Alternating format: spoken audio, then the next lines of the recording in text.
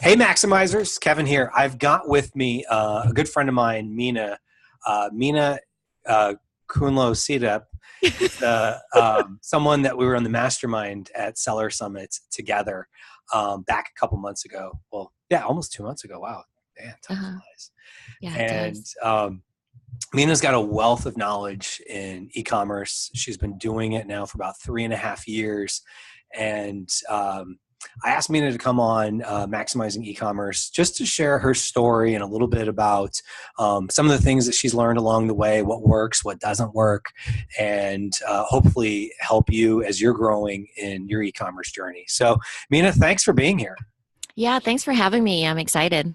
Well, good deal. Good deal. Yes. So let's just start off with tell me a little bit about your background in e-commerce and how you got started and kind of where you're at now. Well, my story starts kind of from being burnt out from the corporate world. And I never even actually was super immersed in the corporate world. I was a graphic designer. Okay.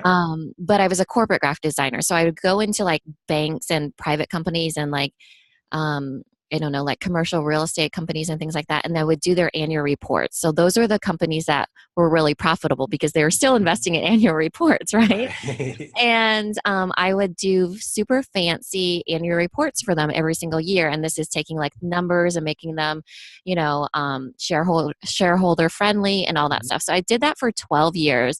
I made a really good living from it, but I got so burnt out from being creative Mm. in like the wee hours of the night. And in those 12 years, I had a daughter, and then I was pregnant with my second daughter. And I said to my husband, I can't do it. I am so burnt out. I cannot work until 11. I can't even imagine having a second kid. And I was like super pregnant at that time.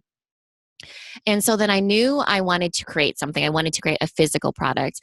And so the idea, how you're just kind of going through your life and you're just like, I'm going to come up with something. I'm determined to. So you walk through your life and you're like, how can I solve this or how can I solve that? And that's Right. kind of the advice everybody gives you. Solve your own problem, right? It's not that Mhm. easy. So for a long time while I was pregnant, I was thinking about all those things. And that's when the idea of waterproof labels came to me, was because I was pregnant, super pregnant, and I needed to label bottles coming up. I was going to put my daughter into daycare when she turned like 3 months. And Mhm. so my two daughters are actually 5 years apart. And so I was like, what? They haven't come up with an idea to replace the masking tape. And I was so frustrated and thought, that's my product. I can figure this out. Mhm. Well, it took me a while. It took me a while to figure it out in the manufacturing and things like that. And during that time, my husband, he's an avid reader of Rich Dad Poor Dad Mhm. and that whole entire series. He has like every single book that came out, and they sent him an email about Amazon. And he Hmm. was like, hey, you could do this. You could bring products from China and rebrand them, which was private labeling, right? Right. And I was like, yeah, I totally could. I'm going to do that while I figure out this labels thing because I was still, hooked onto this labels idea, right? So Right. I started doing that and I would import my first product was chalk markers. And then I Okay. did like a pacifier clip and then a wine chill stick. And I was like full force into it.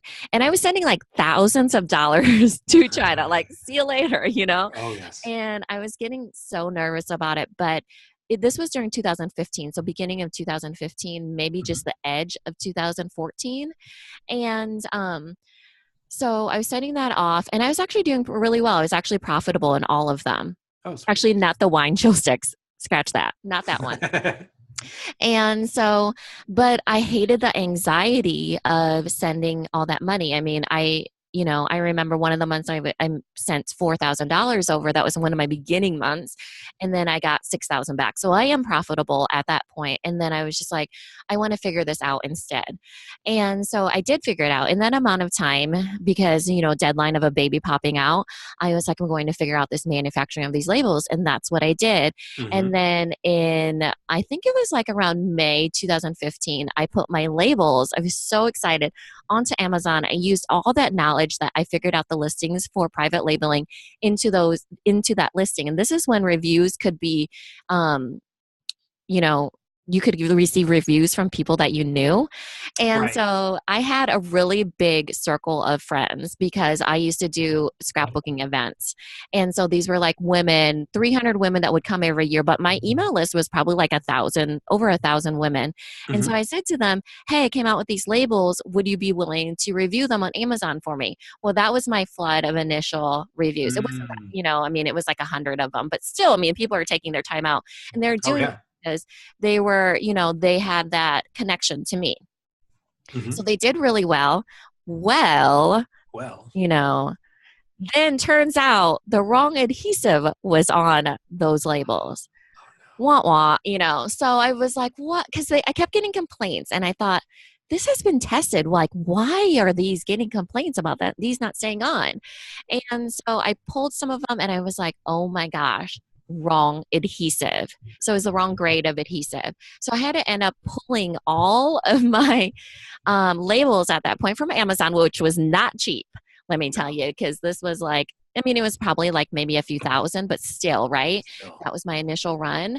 And so I pulled all of those, reran them. And then in July, I remember it went live July 5th of Okay. that year. So it wasn't that long. It was like maybe like a month in that amount of time. But I Okay. worked really fast because at that time I had a baby, already had the baby. You were very busy at the time. Yes. And so I had the baby and I was, in the first few months and I got it back on there July 5th. So it hit during the first Prime Day. First Prime Day was in 2015. Yes. And so it did really well and that helped push it. Well, in August of 2015, my daughter went in for her 4-month checkup and they were like, you need to get straight to the hospital. There's something wrong, she shouldn't be losing this amount of weight. I didn't notice. I mean, she was sleeping all the time, but I didn't notice that she had lost weight. I mean, she was only 4 months old. Right. And then they basically did tests for like 6 hours and she had emergency open heart surgery. She had a really rare heart condition where a membrane grows into one side of her heart. And so we ended up, moving into the hospital for like over a month. And so into the intensive care unit. During that time in August, my other daughter started kindergarten. So it Mhm. was like super massive amount of stress and it was so stressful. Well, during this time, remember, I had sent my stuff into Amazon. Well, I totally didn't even think about it. I almost forgot about it. I didn't even care about it. And it It was somehow just walking grew alone. itself because Amazon is so easy to work with that they basically would fulfill all those orders for me. Uh-huh. And I didn't even have to worry about a darn thing. And so during that time, she ended up coming out of the hospital, and then I brought her home and it was like really emotionally and mentally and physically hard on me because I was like depressed, I was like in this really big black hole. I wasn't Right. good at taking care of her. I was scared all the time, crying all the time because um, we had to learn like CPR and things like that if she went into cardiac arrest. And she did one time in the hospital too. So I was fearful of something happening. So the whole time I was just like, so scared. And then I would work on Amazon once in a while because I would look at the numbers and I was excited, but at the same time, I didn't really care that much. Hmm. But I started realizing that it kind of helps me. Like when it came to my daughter, I felt very, like you can't tell if you're being a good parent or being a good mom or a good caretaker or anything like that.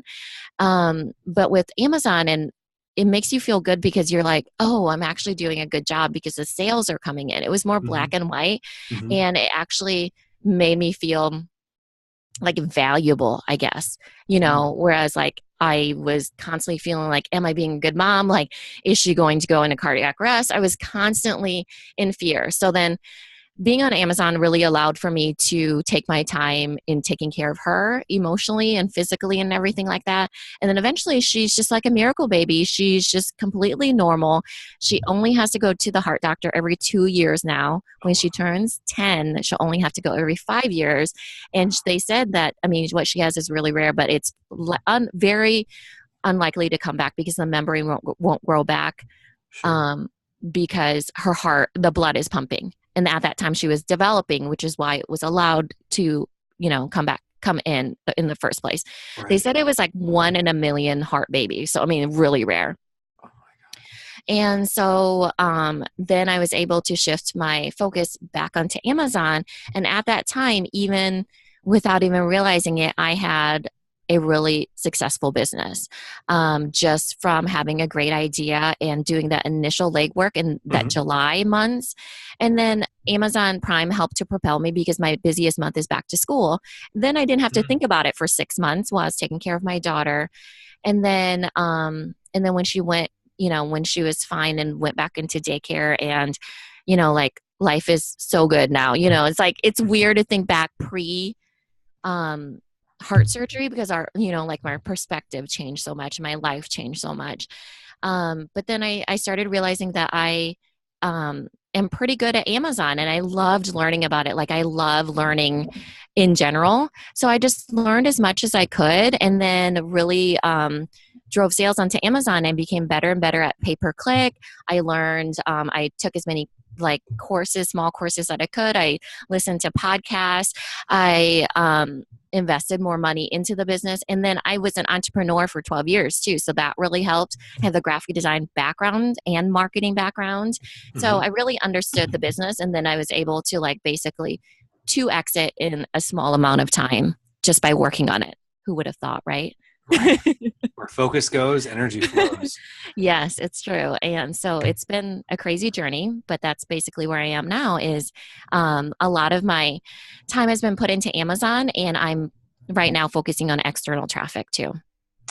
Wow. So there's quite a bit to unpack there in your story. I threw it on you. Wow. Wow. There is. But I mean, like, I think there's a lot that people can relate to there. So, like, from I was writing down some little things like, your daughter in the hospital. So, one of the things, we can get rid of these businesses and do whatever. Cause, if you think about it, if you have all these different balls in the air, um, you know, your business is almost like a bouncing ball. It's made out of rubber. If this business goes away, you can just get another one. But your Mhm. family is like a glass ball. So if that falls Right, to the ground and breaks, you don't get that back. So you right. got to make sure to take care of the family. So to your point, one of the nice things is with, the way fulfillment by Amazon is structured is that you can have most of the work done, without having to even be there, and I'm able to do it with a full-time job, because someone else is, doing a lot of that work. It's not like work free, but you can take some time off and just focus on what you need to focus on, and it just still happens. So, and I'm very glad to hear that your daughter's progressing and doing well. Yeah, she's a miracle baby. I mean, she healed super fast. That was one of the things too. I thought kids are really resilient. I mean, they say Yeah. that, but it's just like, wow, I couldn't believe it. I mean, it was an amazing thing to go through. And you know what, out of that journey that I realized too, is that basically when you've gone through the worst and you basically have no fear. I Mhm. came into my journey of being an entrepreneur and doing those labels. I had no fear because I was like, what do I have to lose? Right. Nothing, because I almost lost what was most important to me. So it was kind of liberating in a way once I got through all the hot mess stuff and being so scared with my daughter. I Hmm. was fearless when it came to my business. And in your business, a lot of times people, that's their biggest struggle is their fear, you Right. know? And I didn't have that. So I was like, okay, gonna try this, gonna try this, gonna try this. Once she got better, like that's how I 2x, over 2x my business, was that I had no fear and I was just going for it. Yeah, that's a really good point. I mean, when you see like, okay, what is the worst that could actually happen? And it starts Hmm. putting things in perspective. Like, your daughter's in the hospital with open heart surgery. I mean, I can only imagine, as someone who has a 3-year-old and an 8-year-old, I can't imagine one of them in the hospital or something like that. So yeah, I can only imagine that must really put things in perspective, because a lot of times people get caught up in the, oh, what if it doesn't work out? Or, I I really think a lot of it comes down to a fear of disappointment. That, Hmm. this fear of like, okay, whether they don't want to start, or they get started and things aren't really progressing as quickly as they'd like, and then people just kind of shut down because of this fear of disappointment. I don't want to do all this work and it doesn't work out, like almost like, they think that like it's going to mean that they're a bad person or something like that. It's just these weird doubts that we get. um, but yeah, to your point, when you start seeing like, okay, there's a lot worse that could happen in your life than, Yeah. losing a couple $1,000s or whatever, on, a run of product. And you start realizing everything will get sorted out in the end. And, Yeah. also in your story, like with the wrong adhesive, you know, Yeah. like, Yeah. like even just touching on that, it's like, if something goes wrong and it's not what you expected, the product, something needs to be tweaked.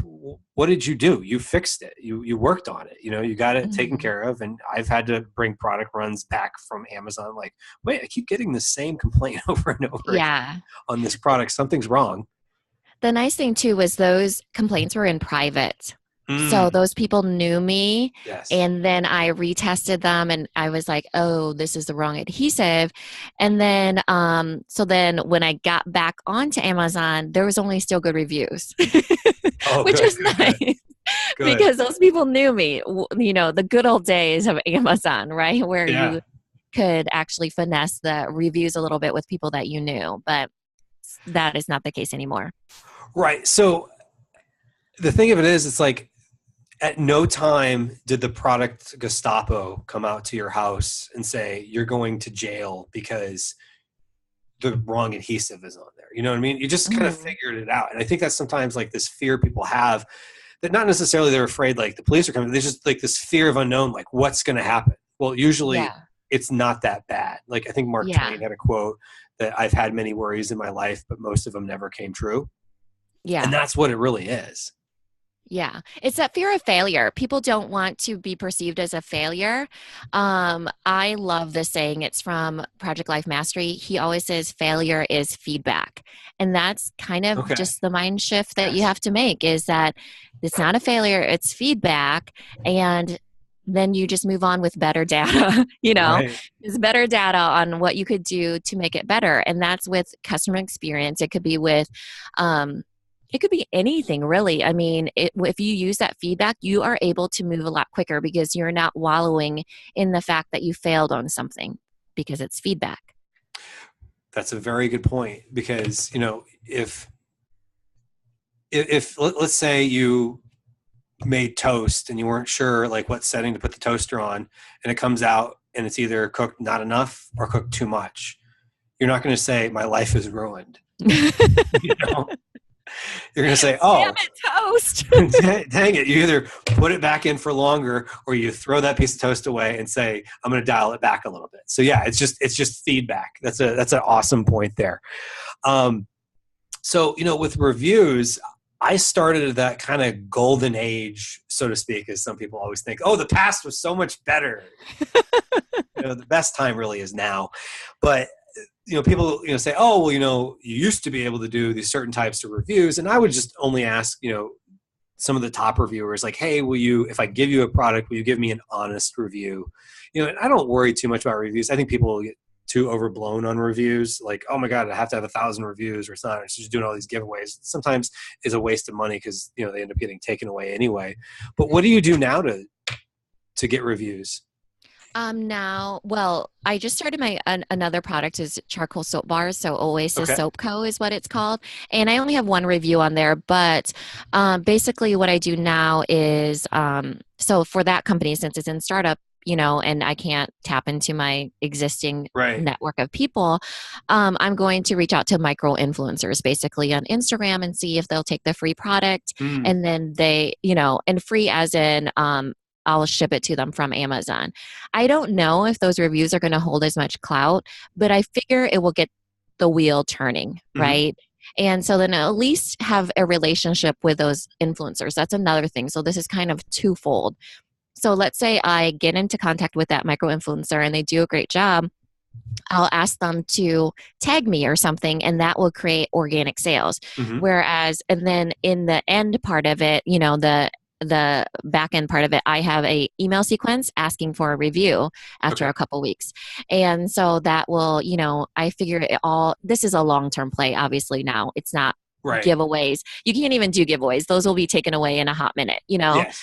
And those reviews will. And so I'm doing it as long term. And then also because I'm not going to put all my eggs into that influencer, I Mm-hmm. want to build a relationship with that person and then also see if they'll be able to if they really enjoy the product, I a get a consumer from it, a sale from it, B a relationship, C more sales from that person, Mhm. and then D maybe a review. So that's kind of how I'm looking at Mhm. it. Yeah, that's smart because it's all about thinking of it long term. Too many people are trying to figure out what's the latest thing you can do to game the system. But if you think of your business as a long term play and not like I'm playing Super Mario Brothers with Mhm. Amazon, basically, where you're just trying to, how do I get through and not, get all my lives taken away or something. Yeah, and I like it too. I think that you're absolutely right that Amazon is at its best now because there's so many hurdles that people have to go through that make you have to be a genuine brand. Hmm. You can't just be like a hacker person that's coming in, knocking off people's products and then stealing their sales. You have Right. to make like legit reviews and legit relationships. So I like that because that's how I operate. And I feel like that evens the playing field. So then somebody can't just, there's so many people that have knocked off little labels, for instance. Hmm. And my only competitive edge is the fact that I can outbrand them, you know? Right. Nobody can ever be you. Yeah. So, you know what I Yes. mean? Like, so Yeah. if someone's not going to be a first rate them, being a Mhm. second rate you is never going to be as good. So it's always better to just create your own brand, figure it out, just be better, do something different, do something to differentiate yourself, and things will start working it out. Because the way I look at it is, people are always going to find little ways to game the system, Mhm. but you can't out game a company like Amazon. You know what I mean? Like maybe you're Yeah. smart and you got it figured out now, but whether it's with Google or Facebook, you hear these horror stories of people that had businesses around gaming a system, and then all of a sudden they switch their policy or their algorithm or something, and all of a sudden your business is gone.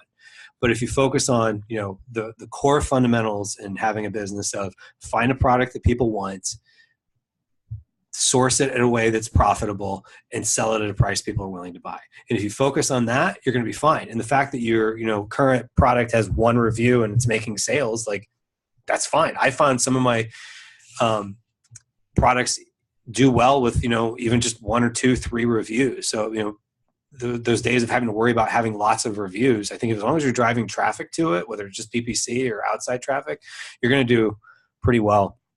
Now, one thing I wanted to kind of switch off to here real quick is you had talked about, investing and learning and tips and, really just finding out, from other people what's working. I've struggled in the past with sometimes what we do well and our superpowers are also have a kryptonite, opposite to them. And my wife was recently a couple months ago at a mothers of preschool meeting, and they basically had to go around the room and say something positive about their husbands. And her thing was that Forced complimenting. right, exactly. They had forced complimenting. So her forced compliment was that I'm good at researching things. And I started thinking about it and like, okay, that's also bad because then I get caught up in like, oh, I'll figure it out. I'll figure it out. Keep researching. But I like what you're saying about investing. So do you have tips on, whether it's investing or just listening to others, how you learn more efficiently? That's not just like analytical, trying to research your way into, I'll just figure it out with brute force if I read another blog post or something. I don't do well with courses that much because I'll get through some of the modules and I'll be like, it's Right. okay. I do really well with podcasts and Hmm. doing my own research, just like you, Hmm. because research, in essence, to us is sourcing, right? I mean, a Right. lot of times. So I'll read through blog posts and articles, listen to so many podcast episodes. And then I also go to live events, and I feel like Hmm. that is a really huge thing, even if some of the events that I've gone to, they're not anything to do with Amazon. It's just like female entrepreneurs. But I find that, the mindset struggles that I have, or anybody does as an entrepreneur, because, it's a roller coaster. Hmm. You feel less alone if you go to a live event, and you're really able to feel that personal side of yourself so then it feels the business side of yourself. And so I think that really helps. That's my best way of learning, is constantly learning. But there's a limit to consuming information. You have to execute that information too. So I think of it as seasons. There's my season of consumption and there's my season of execution. You can't be in both.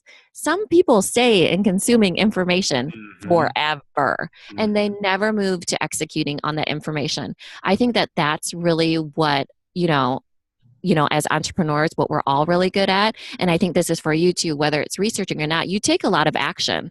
It might not be perfect action, but I mean, look at you're on a lot of different marketplaces. You're, learning as much as you can about Amazon. All that is just executing on something that you've consumed. So I think that you have to think of it as in seasons. I mean, at some point, just stop consuming and create and, implement. That is such great advice because I like your analogy of seasons of consuming versus implementing, because you do have to learn something along the way, but there's kind of like a minimum viable knowledge you have to get started with whatever it is, whether it's, starting from scratch or just, um, getting to that next level. And, some of it is, going to, like you said, like live events and meeting people that are maybe a couple steps ahead of you. So that way you can kind of see, okay, this is what I need to do, but you have to put in the work. And Yeah, that's actually that connection is the secret to getting to the next level. So I consumed a ton of information, right? And I got to a certain point. And did you know it was like actually, Seller Summit that pushed me to another level uh-huh. because I didn't realize how much, I know I said that I went to live conferences that were just female entrepreneurs. They didn't push me that much because nobody was out of my reach of what I had done. Mm. When I went to Seller Summit, I was like, look at these people on a whole nother level. I could probably get there too if I put in the time. And so it pushed me, it inspired me, it fueled me in a whole different way that I wasn't expecting. And even I have a podcast, the Product Boss podcast, and Uh-huh. we have masterminds. My co host and I, we have masterminds for product based businesses. And even when I first started doing that, because I am such an introvert type of person and I worked by myself for 12 years, remember, or Mm. 13 years Mhm. actually, that I was fine with not having coworkers. I was fine with not getting out of that little, I mean, my coworker was my dog at one point and then it was my daughter. So then I feel like when I first got back into that masterminding, helping other people, I was like, whoa, even people at startup can inspire me. And I'm, a Mhm. few levels higher than them as far as like revenue and things like that. Right. And then when I got into that setting of Seller Summit, I was like, oh my gosh, mind blown, these other people can help me in this whole different way, Yeah. so I feel like, every person you meet, you cannot underestimate the connection, the power of Uh-huh. the connection, to put you in a whole another level. So it is the execution part that gets you to a certain point, but it's the secret to moving to another level is making connections with, surrounding yourself with like people that are beyond your reach in a way. Yeah, that's so true. And one of the nice things about Seller Summit is the masterminds. Like we were in a mastermind that you had to qualify for, and I had Mhm. basically just squeaked into it. And you had another level master. Our masterminds were like 250,000 to a million. That was our group, and then there was the million plus. And then you talk to these people, and it's like, yeah, I did 5 million last year. And it's just like no big deal. And you realize, well, NBD. yeah, so yeah, no big deal. So if they can do it, why can't I? And then you just realize they've just been doing it maybe a little bit longer, or they had some, different mindset or something. So sometimes just getting the mindset or just realizing like, you know what, they just kept pushing forward and they got there. And, just sometimes that just helps you. So it's like, there's people that are just slightly ahead of you and people that are way ahead of you, like kind of like you hear like what they're doing and it takes you way out of your comfort zone. Like, oh, wow. Yeah. Doing like container loads at a time. And it's like, I wow. know. And then when I was sitting there, I thought, well, this doesn't take into account margins. Like you could be making 1 million Right. Right. gross revenue and not be bringing home very much either. So I thought that was really interesting, but they play at a different level, Mhm. and then I think people contribute to your lives in so many different ways. Even if you're startup, like in those masterminds that we facilitate, I get so inspired just by hearing their struggles. And then I'm like, Mhm. oh, this is how I did it. And then I hear how they solve it. It's all together, like solving problems and figuring it out for yourself, you know? For those masterminders that were in that million one at Seller Summit, it's not like they were inventing anything new or incredible. It was the way that they would, like, you see them actually executing it. And then you're like, oh, Right. I heard that on a podcast, Mhm. but I never thought anybody would do it or whatever. So I think that's really interesting in that you can, like, that guy's just an ordinary guy. Right. Right. And sometimes you meet people that you've, heard on, you know, that maybe they were on a podcast that you listened to when you were getting started, and you're like, oh, wow. Okay. Now I just see, like, okay, they've gone from here to there, and I've gone from here to here, but I can see that path of where they're going.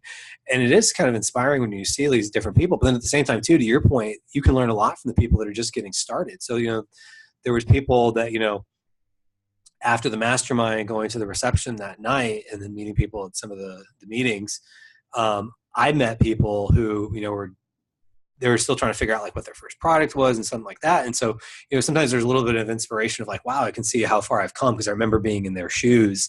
And then, also too, like you realize like you can just see like that tenacity, or somebody like maybe like they just launched like a couple months ago and they're just getting started. And you remember like being in that stage too.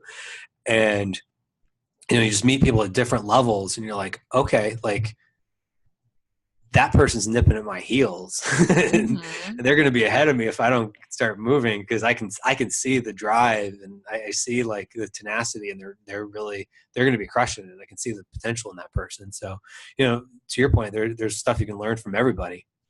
And stuff you can use to clean up your act, right? Like a lot Hmm. of times when you're in startup, at least when I was beginning, I would just graze over certain things that I didn't think were important at that time, and they weren't. I was leaning into the things that I was doing really well.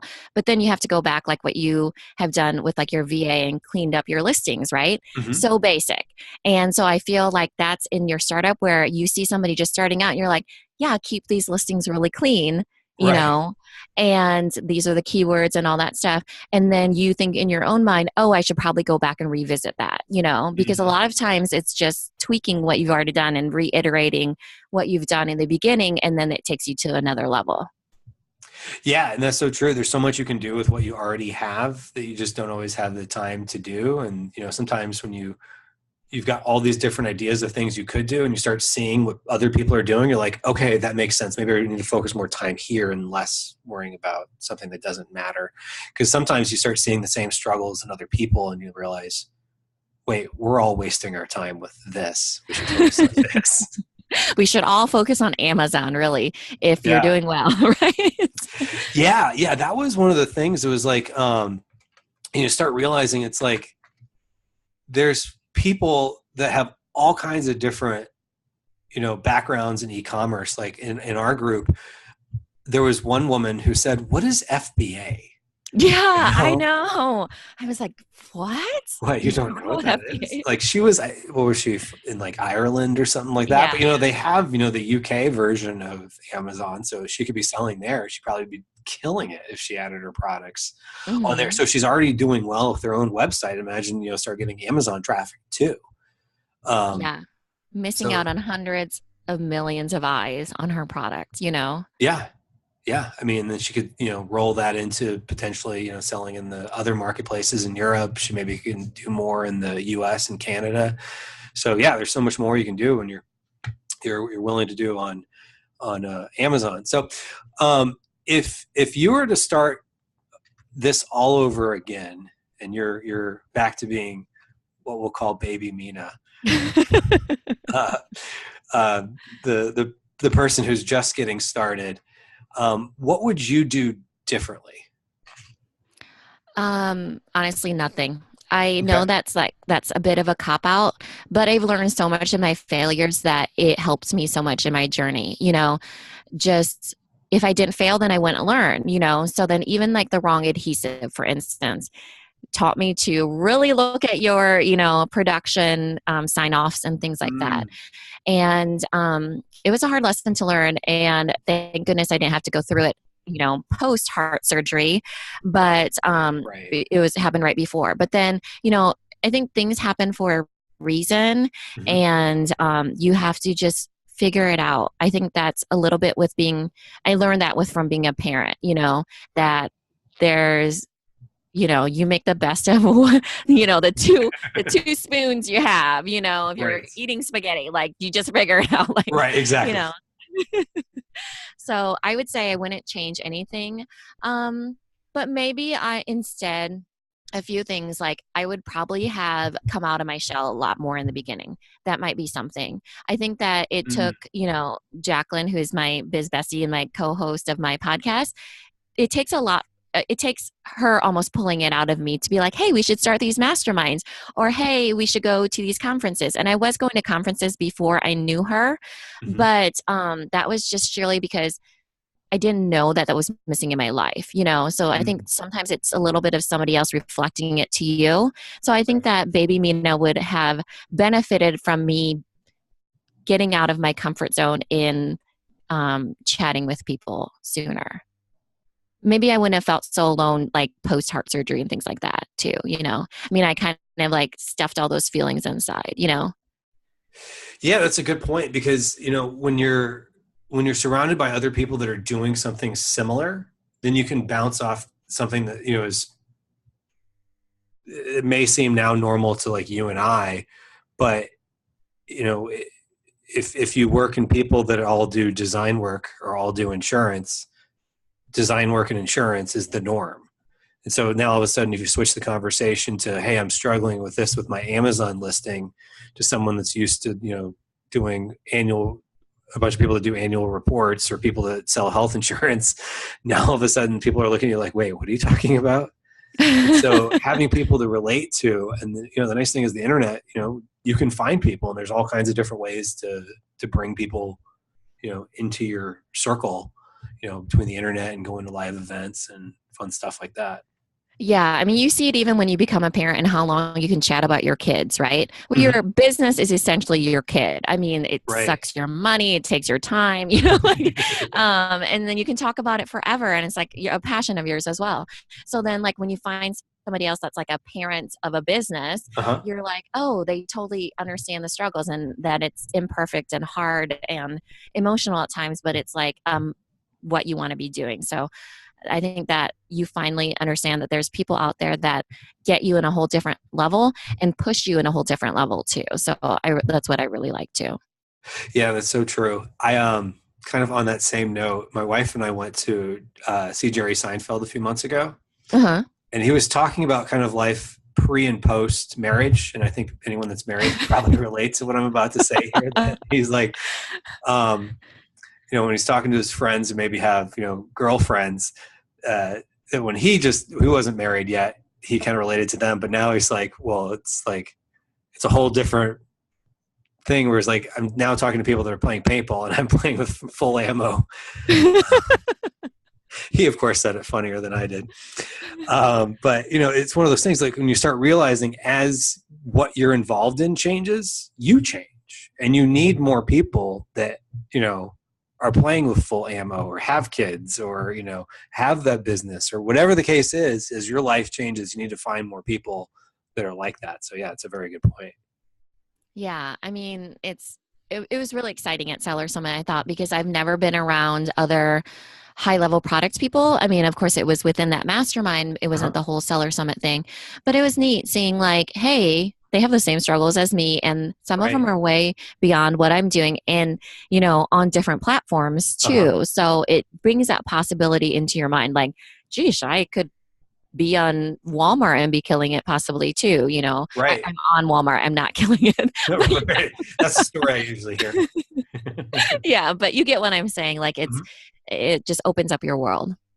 Yeah, because when you're talking to people that maybe they're still in kind of the same general industry, meaning selling physical products online, but maybe they sell on eBay and they sell, you know, truckloads worth of stuff.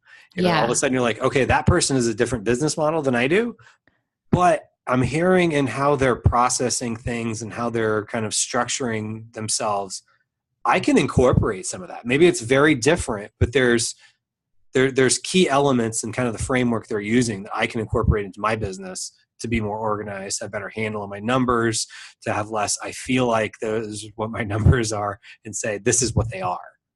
And it shows you what you don't want too, right? Like, Right. remember those people that were in a mastermind group that had like 4,000 SKUs? And Oh, I was yes. like, never would I ever want to Right. have that many SKUs. Like, that Yes. would be my nightmare.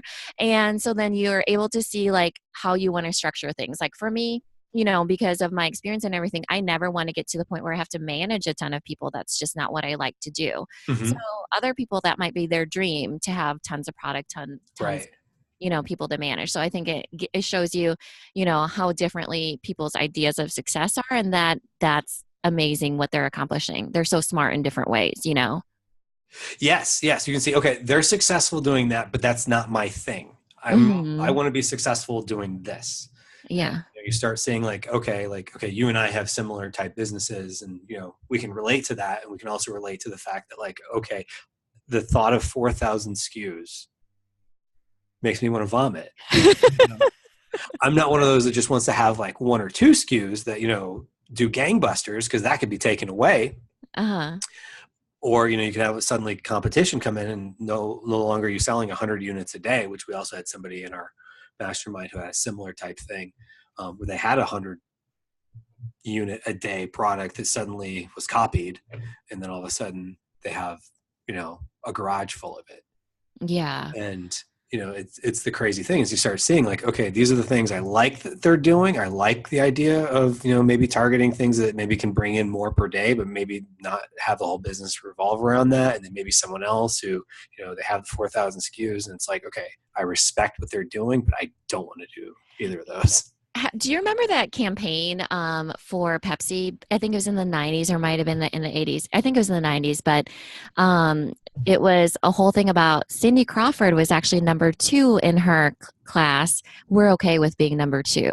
So like Coca-Cola Oh, had okay, come yeah, out with, yeah, we're we're the dating. best, we're the best, we're the best. Yeah. And Pepsi came out with, you know what, we're okay with being number 2. Cindy Crawford was number 2. And then she's like sexily chugging a, Right, bottle of right, right. Pepsi.